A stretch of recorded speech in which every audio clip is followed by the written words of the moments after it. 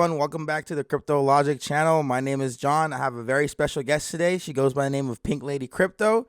She is a fellow content creator within the crypto community. She's on TikTok. She's on Twitter. I'm very excited to have her on to the podcast today. We're going to have some great conversation about crypto today. Without further ado, welcome. How are you doing today? I'm doing great. How are you, John? I'm doing good. I'm doing good.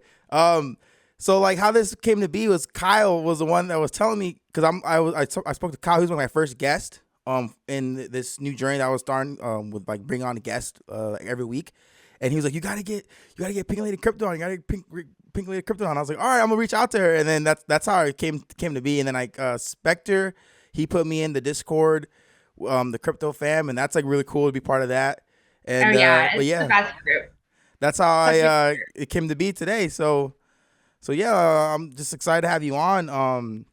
I'm doing good. Thanks for asking, by the way. But so I wanted to start off like how did you start into crypto, and like what's your journey like to this point? Like that's how I kind of start off all of the podcasts and everything like that, getting to know the person and everything like that. Like how did you get to where you are today, and how did you find crypto? I love it. So I think like everyone, I had heard periodically about Bitcoin and cryptocurrency, and looked into it a little bit, but it really wasn't until January of 2021. I invested in Bitcoin, I invested in Ethereum, basic, safe plays. Is that your first Um, investments into those were my crypto? first investments. Wow, Yeah. that's bad.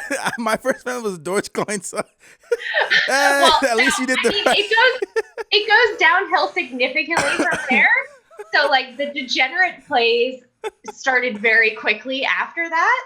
It was just that those were like the first, my first foray into the space. And for me Yeah, personally, in order to really wrap my head around the space, I had to be financially invested to yeah. a small degree.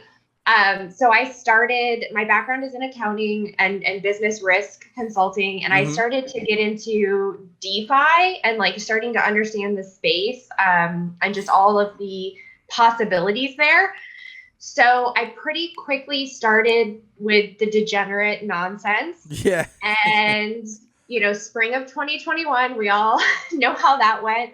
So I got into Safe Moon, I got Oh, into okay. Elon Gate, and I had crazy returns on those two.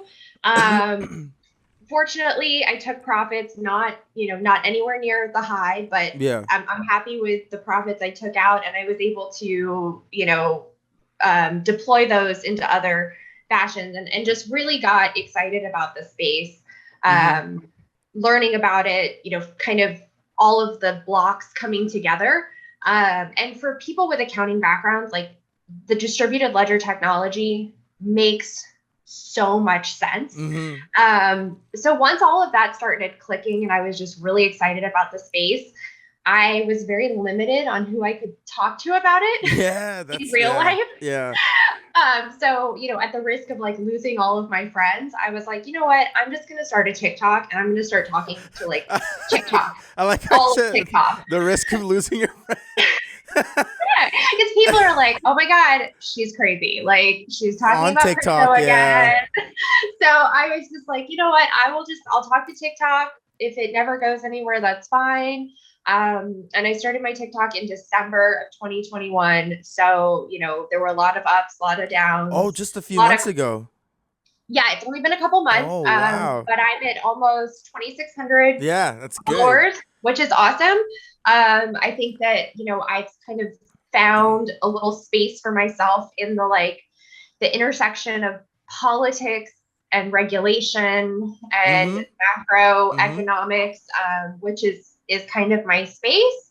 And then I throw some fun in with my own personal degenerate plays, my journey into like figuring out the NFT space, which Yeah. has been awesome. Yes. But yeah, I mean, it's been a great experience, and the community I have found on TikTok, as you know, you're in the crypto fam Discord. They're such good people, and like Mm-hmm. there's so much support to like help people learn, help people figure things out, and everybody has different perspectives and different skill sets, and I just absolutely love like the knowledge sharing and like the community aspect of crypto Yes. and Web3.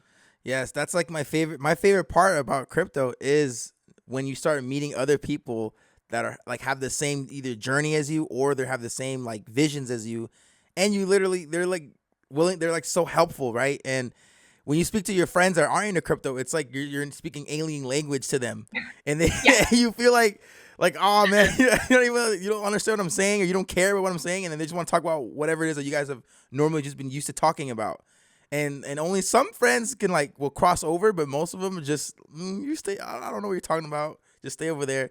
And it's really nice to like see people commenting, asking questions, or reassuring what you're saying, even sometimes correcting yourself. Like I get corrected all the time, and I get people that reassure me. I get people that like it's a great feeling. And then being around other people, just when you don't know what to do in regards of a token you're in, or when to move out, when to like, oh, I'm looking at this token. Someone's like, oh, I know that token. I know that project. It's a great project. It's just the relatability is like, it's like a great feeling. I feel, and I'm sure you already have that, right? In regards Oh to yeah. talking about a certain project, and everyone's just like, oh, I know exactly. I love this project too. And it's like one of the best feelings. And that's funny because I also was invested in Elongate and SafeMoon as well. Yes. So I was I'm not the only one. yeah, so I was in there, and that was like my first time experiencing with Trust Wallet and MetaMask, learning that last year, right? And I was like, oh, this is so cool. Yeah. Like, gotta copy this. Okay, gotta add the smart chain here. Gotta add Binance. Like, adding all the the different chains, Yeah, and like networks. that's kind of where I started, like just because I had Binance US Yes, yes. and I wasn't I wasn't using Trust Wallet, like I wasn't interacting between the two of them. And then I wanted to invest into SafeMoon. So I had to figure it all out. Like I had to figure out Yeah. how to use PancakeSwap, how to open a Trust Wallet, like how to use a third party payment system because I wasn't transferring from Binance US yet to Trust Hmm. Wallet. And I just dove in deep, Yeah. like real deep, real fast. And then I was like, PancakeSwap, like the Binance Smart Chain is the best thing ever. And it's Like, look at all these degenerate plays that I think is, I mean, and I joke because I'm like, I am an investor, but I like a little side of gambling. Like I yes, just that some of that those, that adrenaline you get yes. when you first I'm like, transfer the token on a swap, right? On Pancake Swap or Sushi Swap, Uniswap, whatever. Like, yes. yeah, like That's I'm how I like, feel like. I'm just gonna toss $100 into like Yes. Sonic, Obama, Inu, 10, Doge, whatever, and see what happens. Safe Mars or whatever. Like, there's like so many all those names last year. And it's crazy how like I always think about how I was last year. How I was like, man, I had no idea exactly what I was getting myself into, nor did I know exactly what I was doing. And then now looking back to then, like I remember stressing out, like, how do I buy this one token? How do I do? I didn't even know where to begin to look. Like I had, and I'm like, man, I had no one to talk to really. Like a lot of friends were in on it. They were just like, what is like? They just were on Robinhood, right there. That's all. I didn't Oh know. my gosh. I was on Yes. Robinhood too, and then eventually I realized I'm like, wait a minute, I don't even own Like, these this is not the tokens. way. Yeah, I don't This is even own. not the way. That's when I started transitioning and then learning about KuCoin, Crypto.com, Coinbase, and then being like, okay, there's these types of centralized exchanges, decentralized. Okay, there's these swap. It took a while to learn everything, but once I started getting it, it was clicking. I was like, oh, Yeah, that's for me, like there was a point, and this is even after like I had made huge gains, I had taken some yeah, out, like I was just fumbling through. And it was probably like 3.5 or 4 months in that everything clicked. yes, yeah, To your same, point, yeah, it was like you've got all these pieces, and I had read all these documents and watched YouTubes, but having real world examples of decentralized exchanges and centralized exchanges mm-hmm. and wallets and all of that, that was really a moment of like everything coming It's like a together. And oh, yeah, and then like real world applications of it, just that was a huge, like, oh my God, rabbit hole of yeah, not just where we can be in like a year or 2 years or 3 years, but where we can be you in just 20 yep, years yep. or 50 years. or you get sucked into some of these conversations with developers, and you're Yeah. like 250 years down Yeah. the line, And, and you're like, I can see where this is going, but we've got a lot of iterations before we get to that yeah. point. But And it's so cool. it's It's so cool. it's like I was fascinated once because I have a tech background, so I was so focused on the wrong thing for me personally was focusing on the price action so much. Right. Right. And I'm like an IT person, so I'm like really good with technology and software and everything like that. So I said, okay, there has to be more to this than just the price action and all these meme coins. And that's when I had like a switch to where I started learning about layer ones, the differences between layer ones, layer twos, the ecosystems, the networks, and I started realizing like, oh, okay, Bitcoin's the original blockchain that's outdated if you really think about it, and then you got Ethereum, and then what is after Ethereum? You got Binance. Then I started seeing, oh, so they're trying to make Ethereum better. There's these protocols that make Ethereum better. There's these protocols that are trying to compete with Ethereum. Then it started going down from there. I'm like, what? That's when I started like Avalanche, Near Protocol. There's like all of these amazing technologies, quant, and then obviously XRP. But for me, that's like in the finance, right? XRP, XLM, Telcoin, like all those are on that side. Then you have security, and then now we have nodes, and then there was the DAO movement, and then there's Oh yeah. staking, yield farms, like all that stuff. That's when I started going, oh, this is so much more, and I started understanding the basic, getting the understanding of the blockchain technology. It's like everything is going to be powered by the blockchain. Like Yeah. everything, your driver's license, your car insurance, your health insurance, your medical records, everything will be on the blockchain. And then when the metaverse announcement came out, people started talking about the meta. I'm like, oh, everything is just, it moves so There's quick. so much. It was like there's so much to wrap your head around. Yeah. But you're right. Like the technology is such NFTs.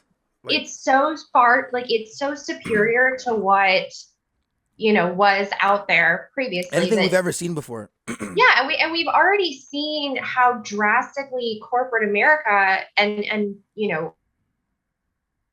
companies have embraced like the blockchain technology for their supply chain. You've got all goods. Louis Vuitton, Moet Hennessy is using it. They're using NFTs just to track their goods. Yes. And that is like to say is investing, and that's just in the private blockchain. That's before we even get into public blockchain technology, to these Web3 options and these decentralized options. But if they're making the investment, these multi-million-dollar investments to change over their entire supply chain system, their entire logistics system, their tracking system, their banking system, even banking system, everything. Yeah. Why are we holding on to the old way? Yeah. And it's the billionaires are moving towards it already. Like, oh yeah. And I was saying on my YouTube today, how Bitcoin, Ethereum, right? They're the original, and then XRP was in that family, in that category too. And then we got to Chainlink. Like, there's a lot of the originals that were there in pre 2014, right? Pre 2015. Then a whole flood of new cryptos came in. And we're entering a moment in time where no one is going to experience this, how fast it's going to come. Because when the billionaires get in, they're coming. It's like a tsunami. And I said it since I started my crypto journey. I've said we're at the forefront of it. But when they're ready to go and take over and basically switch our whole infrastructure, like anything you think of, security, like you said, like finance. There's like everything. The whole infrastructure of technology will shift over. Microsoft is already doing it. Google's already doing it, right? Apple's already putting in place like Facebook, peer-to-peer payment systems. Yeah, that's where I think that people don't realize like some of these announcements and what they mean, and where these companies are setting the ground to roll out these products. But you're right. I mean, the velocity of innovation today, and given that so much of this stuff is open source, the velocity will only continue to increase. So, it's gonna get faster every year. that's where people I think don't understand kind of the idea that like 99% of cryptos or projects or whatever will fail. Mm-hmm. It's not necessarily that they launch and go to zero.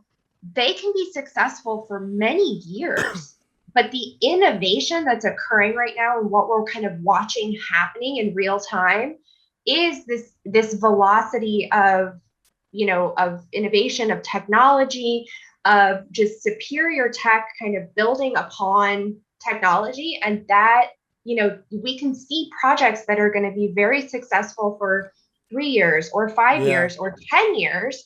And they may ultimately, quote unquote, fail, Or get bought but up. yeah, or get bought Yep. up. But that is Yep. because there is superior technology Yes. taking over. It's not necessarily that it was a bad project. And I think that that's, you know, a lot of normies, for It's lack of a better term, it's they think that the space is so unsafe because of those statistics that are thrown around.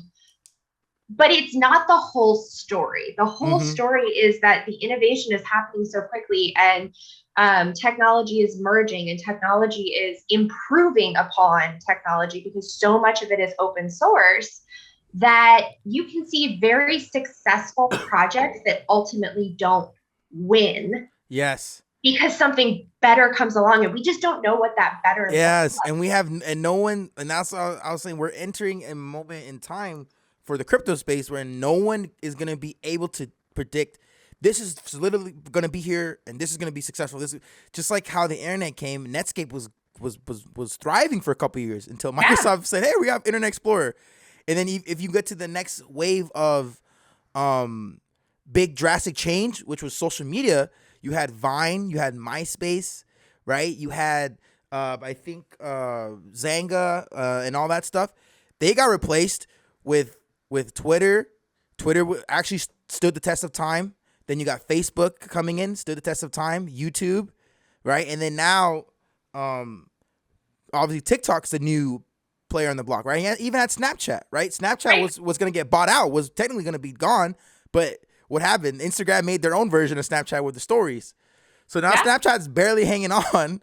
And then even for phones, you had the BlackBerry and Sidekick and all that stuff, and now that they're Right. gone. And it's just like there's like it's just either they're gonna get consumed or they're just gonna get beat out. And that's what I'm saying. Like when it comes to these billionaires, when they want a project to succeed, they'll make sure it succeeds. You could have your favorite token that has the best use case and fundamentals ever, best tokenomics. Billionaires can just, hey, we want this project to do this but better, and they'll back it, and then that project will destroy the one that whoever you've been holding for all this time. And that's the thing we don't even know, and that's why any crypto could technically go to zero, right? And that's why it's very, very risky, but at the same time, it's an opportunity of a lifetime. Like, why would you not take part in it? Why would you just say, no, I'm not gonna risk it at all, change my whole like legacy of my family trajectory by making the right investment? You know what I mean? Just imagine investing into Microsoft or Amazon, 20 years ago, and then being where you are now. Even Tesla, right? Something like Tesla, and that's where we are. We're actually in the position to learn, research. You could find any information you need about a project and basically follow the money in a sense. And that's how you can maneuver through the market. I mean, that's how I look at it. I look at it as we're lucky to be in the position we are in, because back in the 1920s and all that stuff and the 90s stocks, you couldn't really do this stuff. You couldn't do your own research. And that's like Well, that's the crazy thing about it is like it is the most accessible investment opportunity of all yeah, time. Like, not yes. everyone in the world can go buy a share of Tesla. Not Mm-hmm. everyone in the world can go buy a US savings bond. It is accessible. Like cryptocurrency and crypto investments and, you know, coins and tokens are accessible to every person on earth that has access to Wi-Fi. And at this point, more people have access to Wi-Fi, have smartphones, and have the ability to get on the internet. But I think that that is why we see like the continent of Africa as the fastest growing Yes. crypto market. Is that, there's 1.3 billion people there who have been largely disenfranchised by traditional finance. And they have struggled to have access to those same, tools and mechanisms. And now all of a sudden in the palm of their hand, they have access to all Yes, of that. they're included now. Yeah, and that Just is like that. amazing to me. That is something that I really think like we have to strike a balance between, because as more institutional money comes in, as the billionaires come in, like you said, we will increase the opportunity for adoption. Yes. But we do have to balance that with not disenfranchising people and communities who have historically been disenfranchised by traditional finance. And that's not just, the neighborhoods and the populations in our backyards in the US. There are whole countries and there Yeah. are whole, continents that have been El disenfranchised by the Salvador, traditional way. Right. I mean, I think in El Bitcoin. Salvador, it's doing a Yeah. great job of saying, kind of Mining and sticking it yep. to everybody and saying like, this is the way we're going to do it.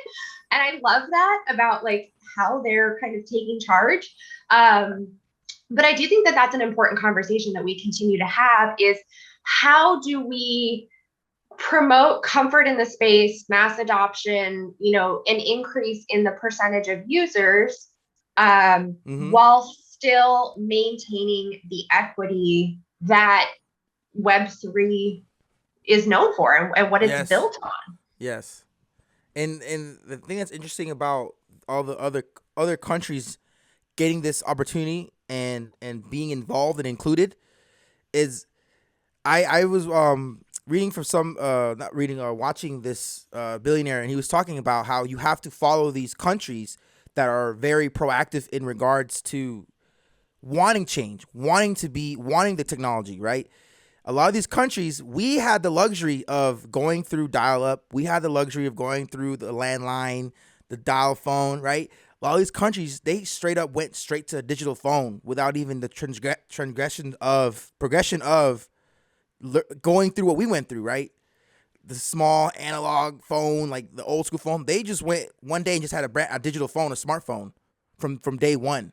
So they don't know what it's like to not have the old school phones. So now when it comes to money, they're used to bartering and trading physical items and stuff for means of exchange. Now they're going straight to digital money.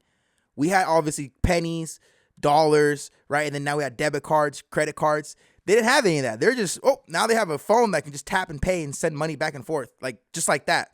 So they're in a sense moving, and their children and everything are moving at a much faster pace than we are, because we have all the technology that comes in that's like 10 years back. Like, oh, that's so outdated. I can't believe we did that. Right back like 10, 15 years ago, the caller ID was cool. Now, like you didn't know who called you back then. You had to answer the phone to figure out who called you. Now you can see who it is. Like, to me, that simple adjustment of technology is fascinating to me, because it's like you didn't know who called you back then. Now it's like it's weird to think that was a thing. And these countries are straight up going straight from no money to just digital money on their phone, QR codes and everything. And they're learning and aging much faster than we are. And if you really want to see how successful this digital economy is going to be, you watch if those countries are successful, because we're still using outdated system. Our, like the UK and the US and all those countries that have been in a quote unquote modernized, the newer countries, they're going to have a whole new digital economy that we're going to have to adopt to. That's why I was like researching that and thought that was fascinating. In regards to how fast they can send money back and forth, they're included in this world now too. They can invest, they can send money, they can trade back and forth. So to me, that's like the big thing that I take away from where we're heading, is the whole new digital economy on top of the blockchain. Yeah, definitely. I think that they are in some ways embracing the technology because they haven't had these other systems before. So I think that, they're in some ways much further ahead than we are as far as embracing and accepting the technology, and running with it. There's kind of an idea here that the way we've done it is the best way. Yeah. And that we don't need to evolve. Yeah. And that's, that is just a very dangerous trap to get in kind of that fixed mindset and that feeling of too. exceptionalism. Yeah, all of it. Yeah, and I feel like they don't have so much people fighting checks and balances in regards to especially for us, we have to worry about regulation. Like there's so much potential for us, and we can't. And it's being stopped, right? Nexo and what was it? Coinbase couldn't even drop their yield, the rewards program. Just holding your crypto there, you get paid a certain percentage every year or whatever, every month. That can't be launched. Like that's what crypto can do. Instead of leaving in your money in your bank account where you get like 0.001% or whatever, these exchanges over here, we don't get the benefit of having, the 7% or 15% that comes in just by holding your crypto, etc. So that's one thing that's stopping us and making a lot of these projects move overseas and stuff like that. So, I mean, I'm excited. Yeah, and I think that's a really important point. I do think that we're pretty far behind as far as adopting our regulation to this new era in both, there's so many federal agencies that this falls under, but also, there's a difference between like how these things are accounted for versus how they're regulated versus the tax implications.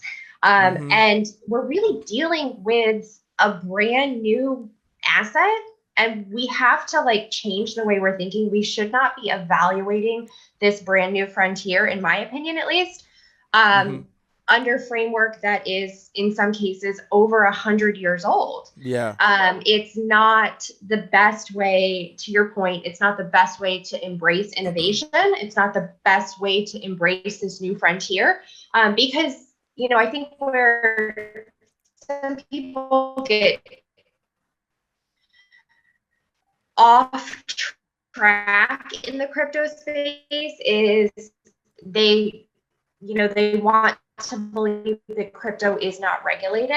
Jurisdiction with you're regulated. So whether it is accurate regulation, whether it is updated regulation, whether it is, a legal framework or another kind of framework, you are regulated.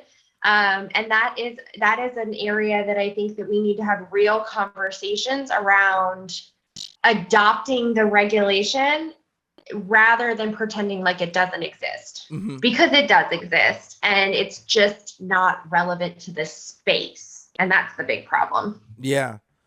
Yeah. That's the truth.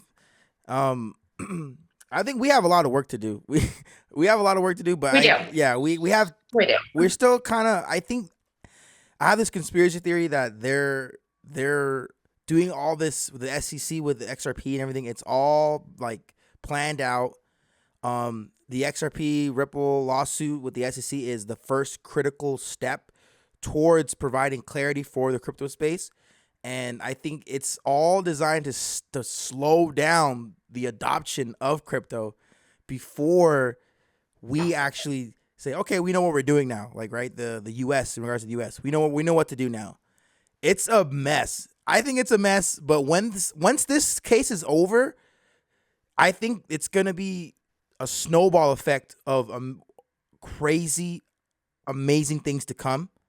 But I want to kind of pivot over towards, so like in your crypto journey, right?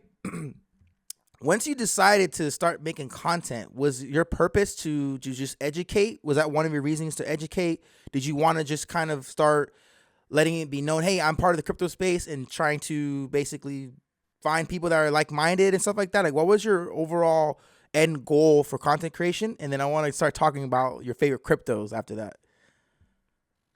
I don't think I really had an end goal. I just kind of I saw all these other content creators and thought, hey, like this is a new frontier. Like I do want to be a part of it. I'm excited about it.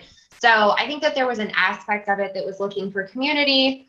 I thought I would share my journey because I had learned from so many other people. So, and then honestly, I started to see a lot that was not accurate. I started to see a lot of conversation around regulation, around areas that I have a lot of, due to my background, that, people weren't going into the nuance. They weren't talking about the details.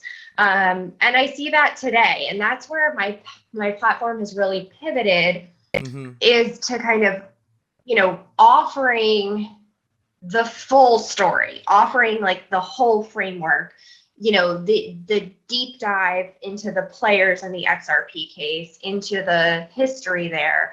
And then, even talking about things like, there's a lot of FUD around the headlines. There's a lot of FUD in the media with crypto, and just diving into that, not being sucked into headlines, not being sucked into, these media bursts. And kind of the why. Like, let's talk through the nuance. Let's talk about what exists. And kind of to my point earlier of like, regulation exists. Let's not panic. It exists. It just doesn't exist in a realm that maybe makes sense. That's it right there. Yes. But if you choose to use your cryptocurrency to buy, an elephant tusk, and the government finds out, they can put you in jail for that. I don't know what you want me to tell you. So I have really found a space in that. And then kind of peppering in, this market, the way things have been in 2022. I have gotten a lot more into the NFT space. I've drawn some of my own NFTs. That has been a journey that I've shared with people.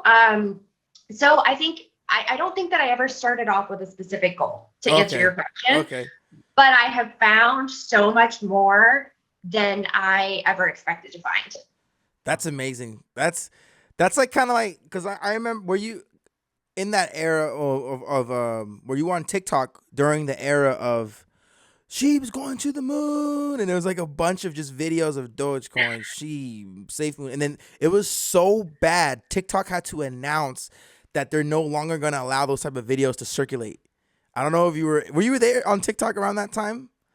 Oh my gosh, no. It was around this time last year. I got into, and this is when I was getting into like the degenerate plays, but I was doing a lot of it on Reddit and YouTube. So I was more using TikTok for like meaningless scrolling, and I would go down these like dances and stuff. Dances, or like somebody telling some story about how they had been in jail, and you're like, I'm 4 hours later and I've watched like this person's entire story.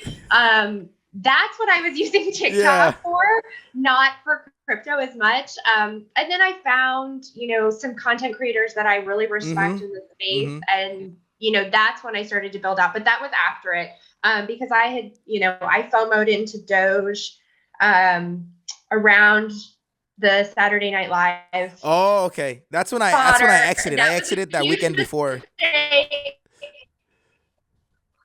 I learned my lesson. Buy the rumors, but it was one of those sell the news. That needed to happen.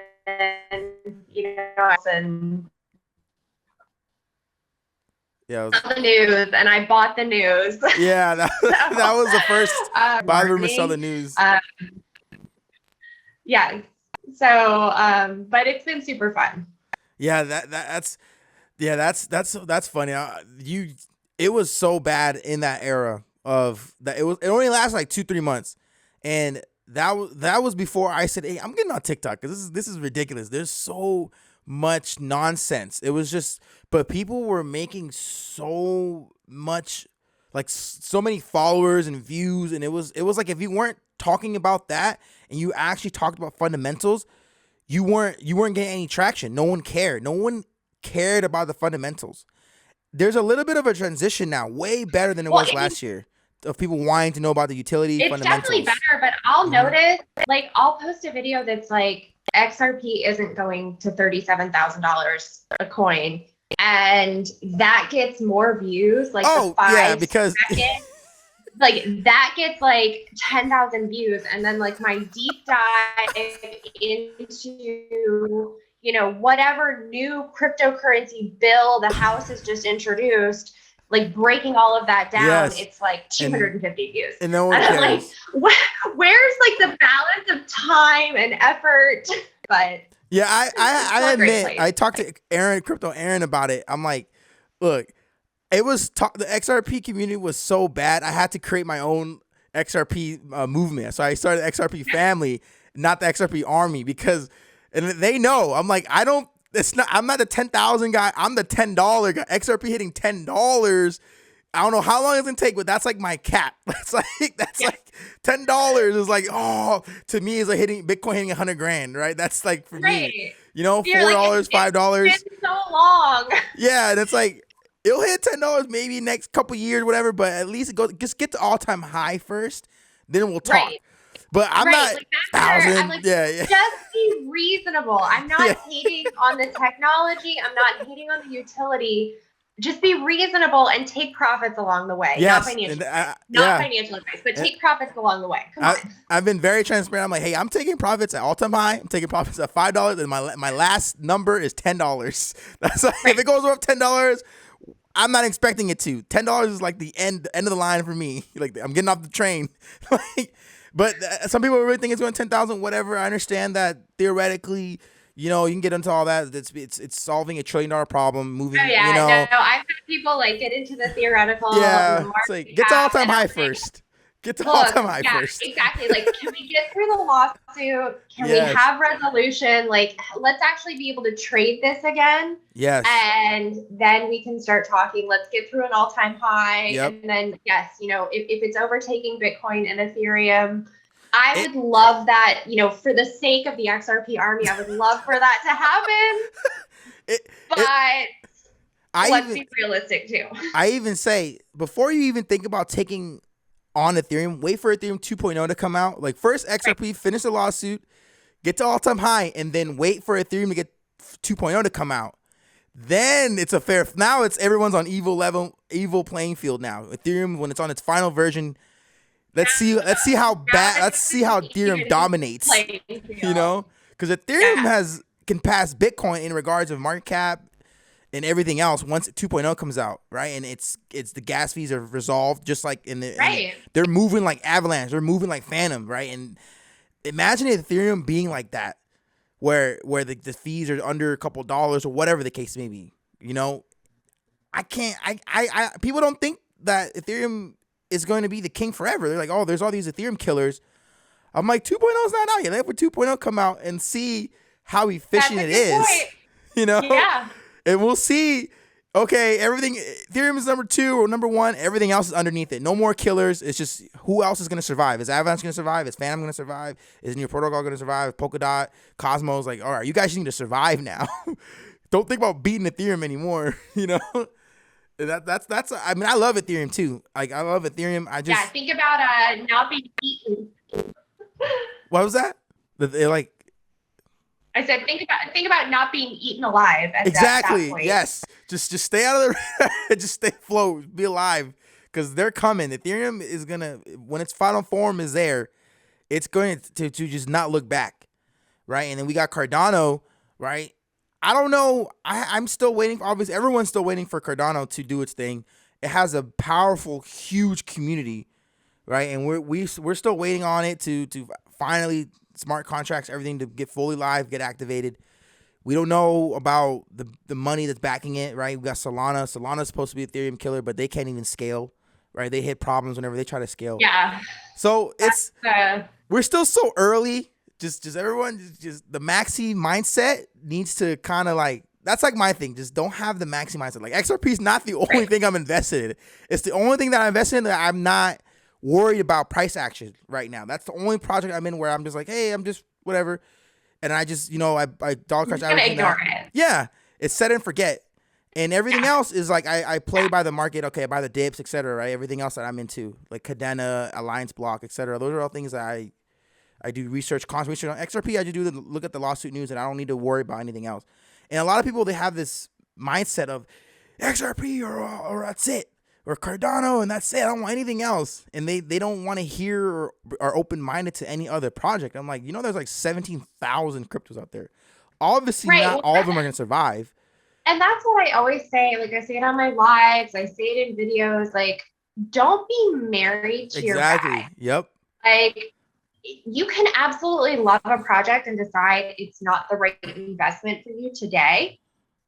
And, the opposite is true. You can think something is a good investment today, and it's not something that you think is going to win out on the, in the tech space.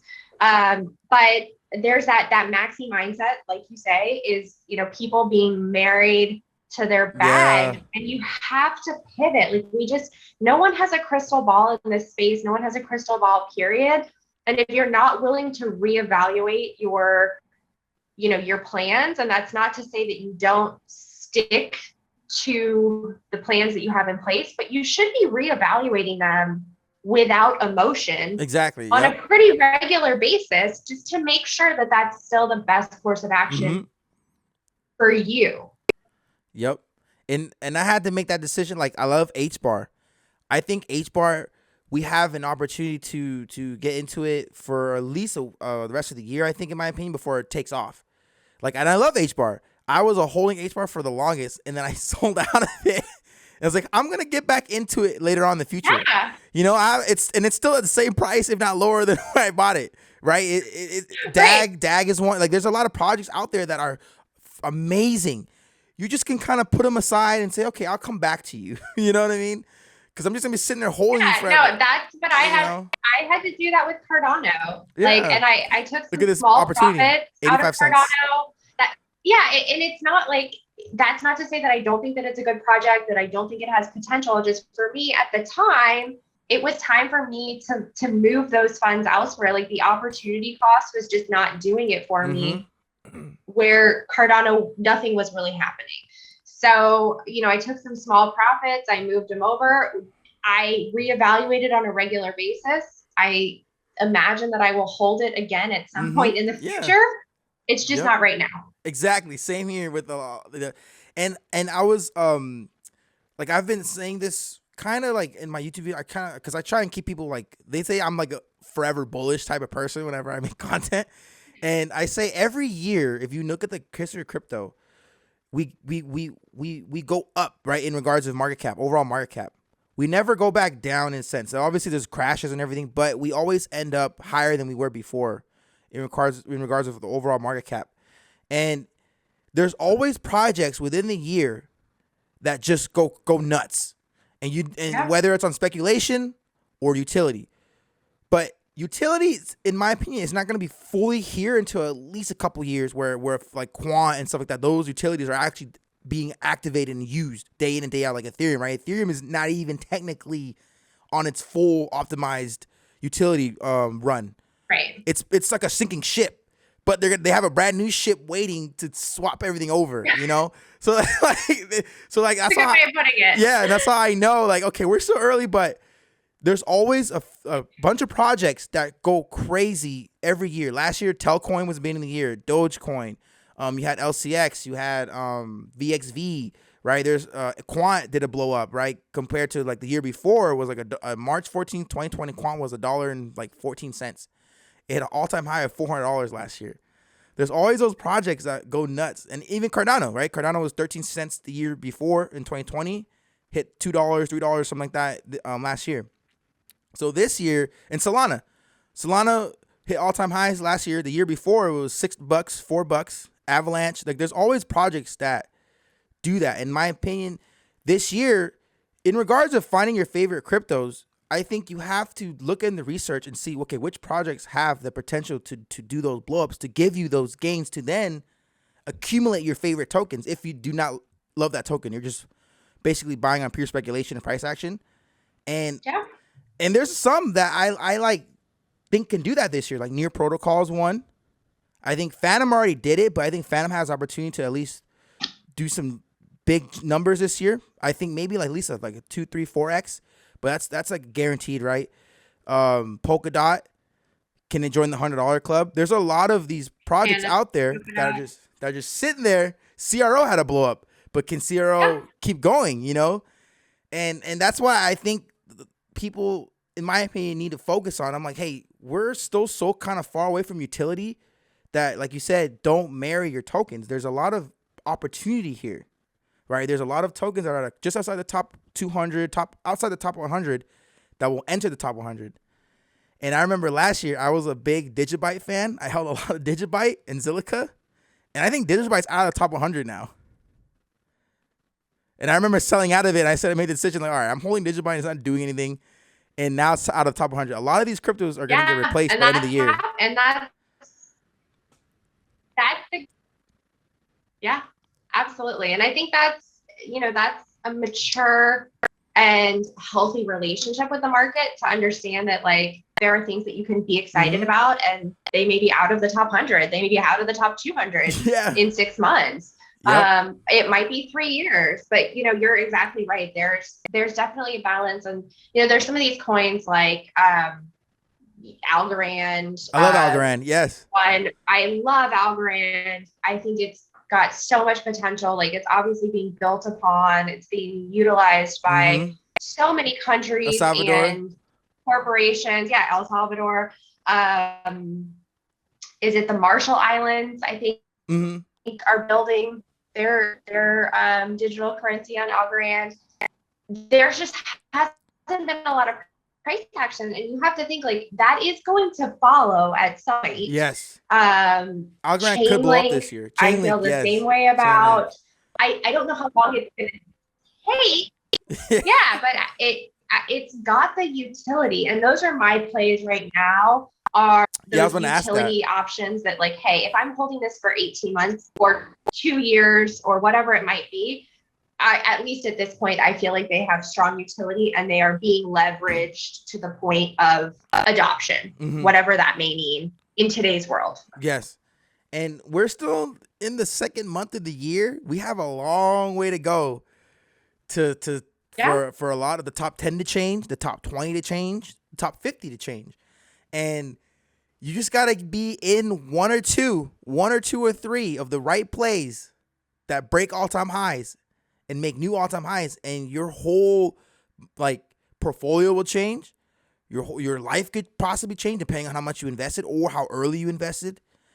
And I think that last year, a lot of people's lives changed for good or bad, whether or not they lost all the money in something else or they just reinvested into crypto, right? Into more cryptos. But every year there's another opportunity. I think this, especially when the markets are just bleeding like this, you have opportunity to capitalize on it.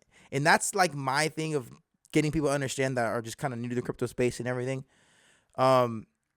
We have so much opportunity, but I kind of want to touch base on your favorite, your niche in crypto. Like, what type of tokens do you look for? What do you like in regards to crypto? Like, what makes a crypto belong in your portfolio?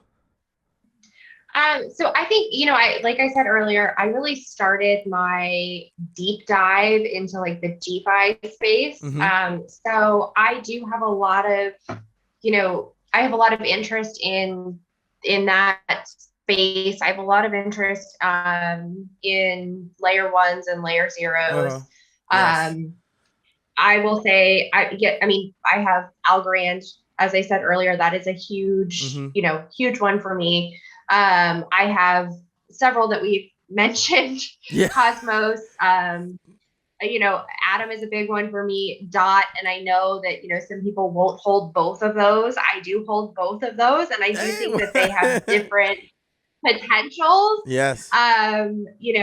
AVAX, Matic. Love AVAX. I do gravitate towards, a lot of these ecosystems, and kind of what the potential is. And to your point, like, I don't want to call them Ethereum killers. Like, I hold Ethereum. I'm probably always going to hold Ethereum. Yes, it was my first love. Like, it's, until it's completely gone. But I see, like, I enjoy using the AVAX network. That's my favorite too. I enjoy, like, that's been my favorite so far. And I still hold a lot of, like, these DeFi tokens, like Cake. I took a lot of my profits from SafeMoon and Elongate and threw them into, these high yield options in PancakeSwap and other areas like that. So I've got some random ones, like small cap. I mean, you mentioned Filecoin earlier. I hold Filecoin. I'm pretty diversified in my portfolio. And I do have some small caps that I, just hold a little bit of. Copiosa is a new one that, I'm pretty interested in. Lossless. Love I think Lossless. Lossless has a lot of room. Yeah. Safe Haven, I don't know if they'll be the winner in the space, but I think what they're doing with like their dead man switches and their kind of estate planning options, while it may not be the front of mind today, as the population of crypto holders ages, it's going to be it's a very real issue in this space. The whole not your keys, not your coins. Yes. Well, if you get hit by a bus, what happens to those coins? Gone. So that's an interesting one for me, just the practical aspect of it. And then some of these options for, Rune or Thorchain or one of those, just some of the cross-chain options. I certainly hope at one point we have, something that is leveraging the different, spaces a little more efficiently. But I dabble in those because anytime I can see a use case for something, that's generally, something that I'm going to dive into a little deeper. Oh, okay. Yeah, that is like what you just said. Think about if you would have said that last year, right? Like how much you've grown. I've always that's how I think about it too. Yeah. Like when someone asks me, "What do you like about your crypto?" or what cryptos do you like?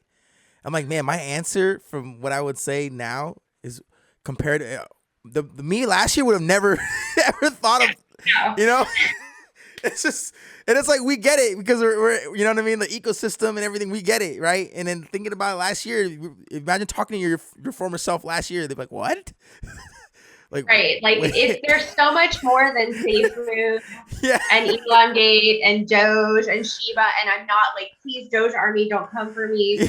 I'm not dogging, literally, pun intended. I'm not dogging on those points. I'm just there's so much to this space, and that's really where I get excited. Is about the future potential. So, I'm not as much for, the Shibas and the Doge coins. I always talk crap about the Shiba Army. The Shiba Army is ridiculous in my opinion. Almost as bad as the XRP super maxis, right? Yeah. All maxis. Yeah, I have a whole series on TikTok and on my YouTube about that, about different crypto personalities. And it's a little bit of a joke and a little bit of it's true, but it's some of these people just it's all in. And if you say even the slightest thing against the Bitcoin XRP, maxis, or hey, Bitcoin might not hit 100,000 this year, and they're there's no superior technology.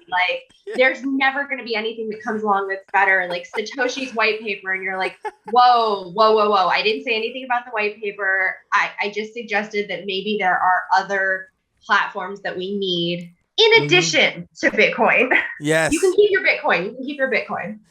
And I do hold Bitcoin. So Bitcoin maxis, please don't come for me. I hold Bitcoin. Don't worry. I have a little bit there too. It's something that I will put a lot. As I grow in the few, as I age in the crypto space, right?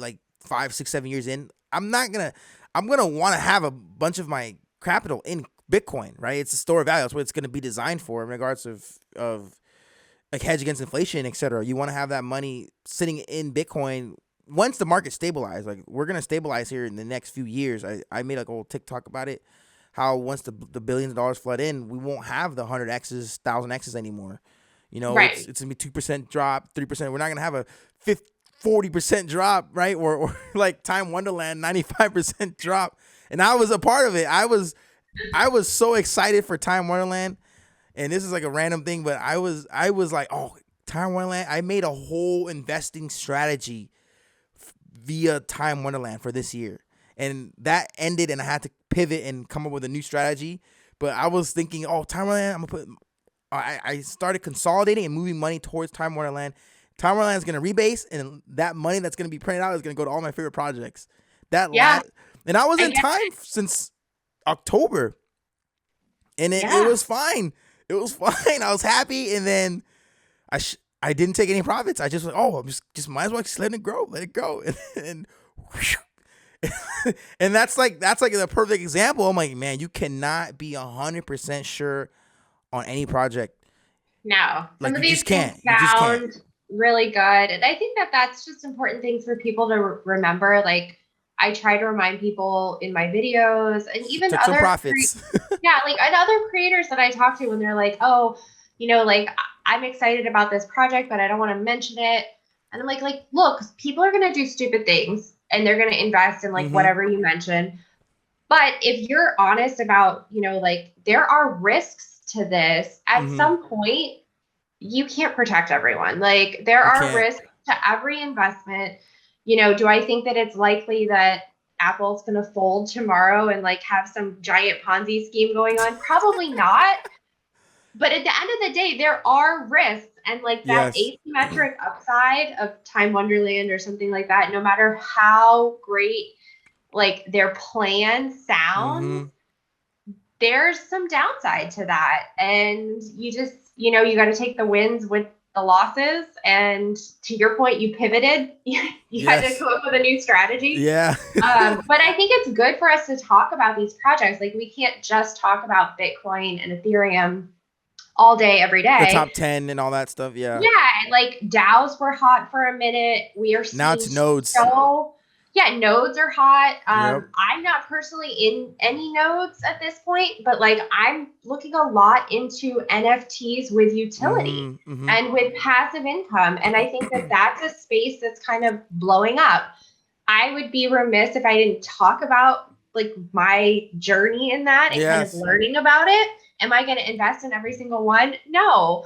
But I'm going to look into them. I'm going to see what's out there and what's coming along. And I think it's good to talk about, the pros and the cons to all of it. Just not everything needs to be a DAO.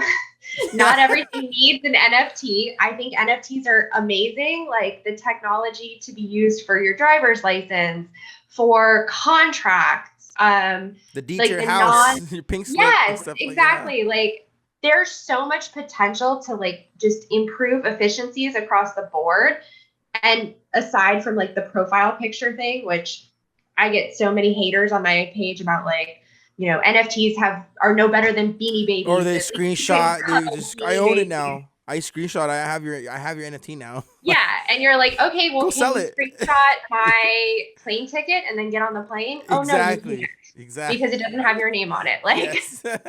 Congratulations, you don't understand how the technology works. Yeah. That is so true. I will welcome you in, and you can learn, or you can continue hating and just keep scrolling along and be on your merry way. Yep.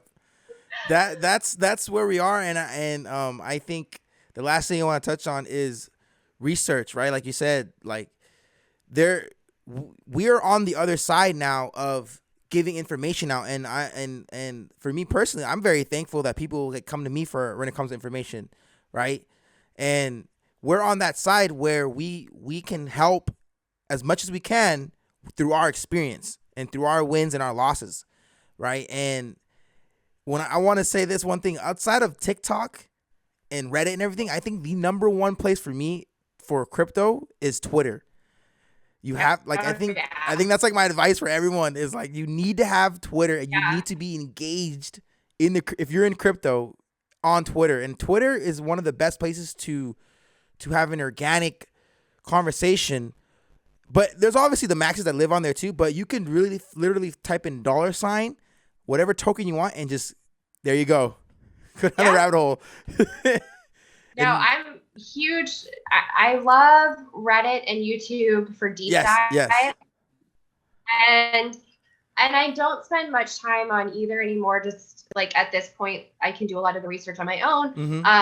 I think Reddit is great for like step-by-steps, or if you're Love that. troubleshooting Yeah, me something, too. you know, Same here. if you've got like an error message coming up, there's a good chance someone else had that error message and like 45 people had a solution to it. I'm anonymous on Reddit. With you. I like being anonymous on Reddit. I have like a weird name on Reddit. Yeah, Like no one knows who I am. You cannot find me on Reddit. It is not PinkLadyCrypto. Yeah, mine is a different name you would never guess. Channels that are not crypto related. Yeah.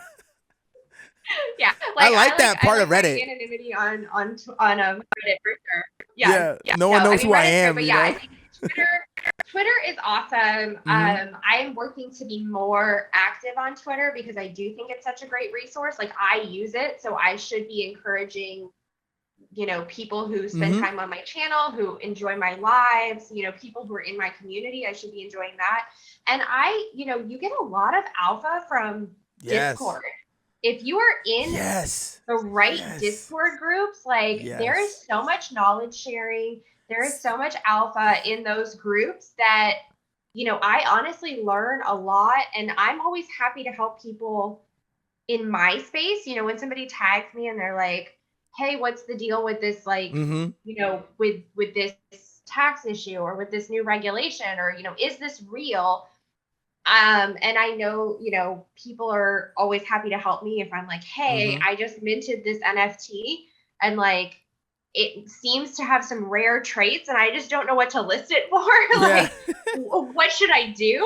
And I think, like, to me, that's the community of crypto, like the Web3 community aspect is amazing. And I just learned so much from people, you know, even people who keep really low profiles that you like don't necessarily expect.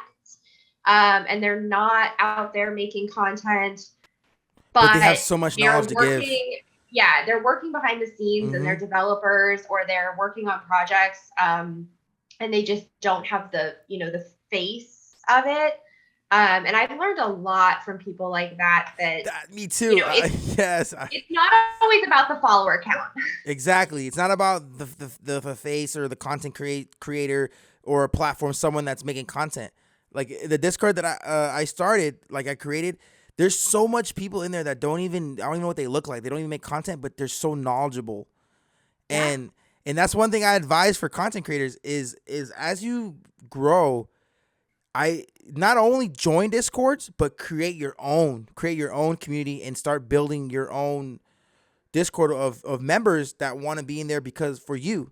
And I'm telling you, it's like the best experience ever when you build your own community. Because I was before I started, I was always in Discord communities, and then I just created my own, right? With how the show used to be, I had another partner on the Crypto Logic, and we built our community. And that was like my idea. I was like, I want to build one. And he's like, all right, go ahead. You go ahead and build it. I was like, all right. And we had 2 people in there.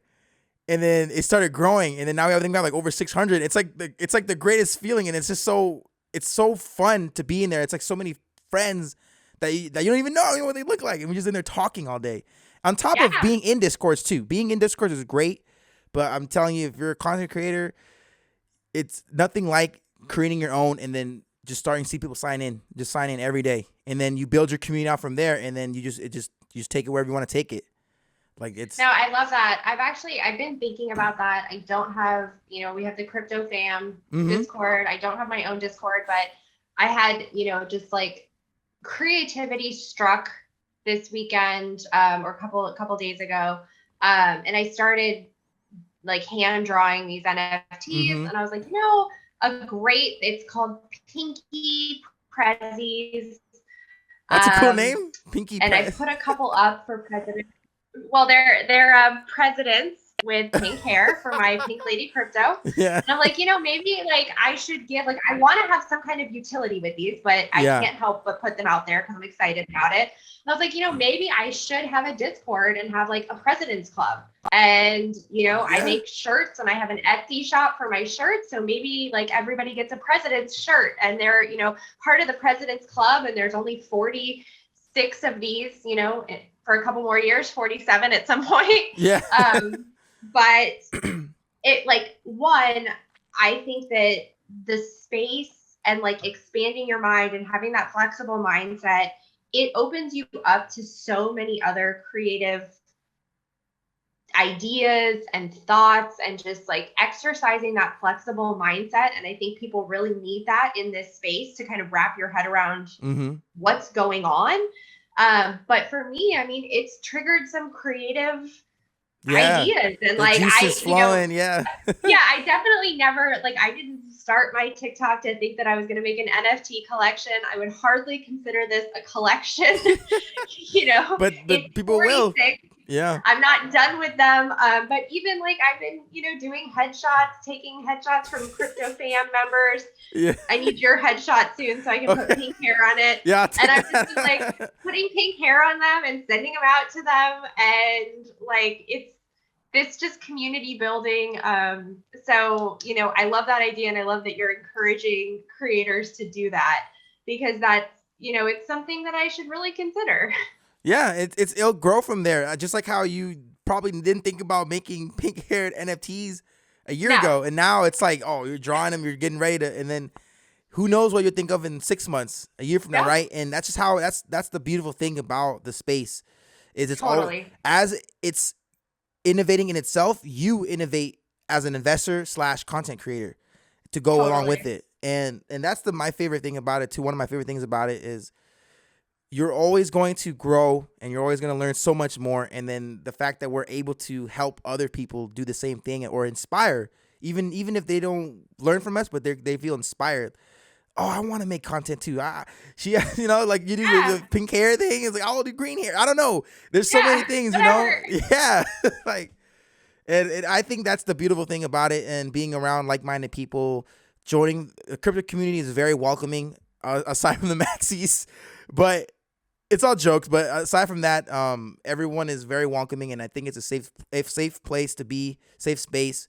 And I'm very blessed to be alive in this moment in time, right? Definitely. But yeah, I'm very, very appreciative for you being on the podcast, being on the channel. Yeah, thanks for having me. This is great. Yeah, thank you. And I think, where can they find you? I'll have everything linked in the description below. For all the audio listeners. Where can they find you? TikTok, PinkLadyCrypto? Is there like characters on it? I can't remember if there's any characters. It's just tiktok.com/. Yeah, so I'm a PinkLadyCrypto. It's just PinkLadyCrypto on TikTok. I am PinkLadyCrypto on Twitter. My Etsy shop, I'll pop up to see so you can see the shirt. Buy the dip. It says buy the dip. But I've got a bunch of crypto shirts in there. That's Crypto Goods Shop. It's all in my TikTok beacons link in my bio. I'll link all that and too. I do have. It's awesome. Yeah, if you link all that, I do have a YouTube that I have started as kind of a backup, just in case TikTok decides they're done with me at some point.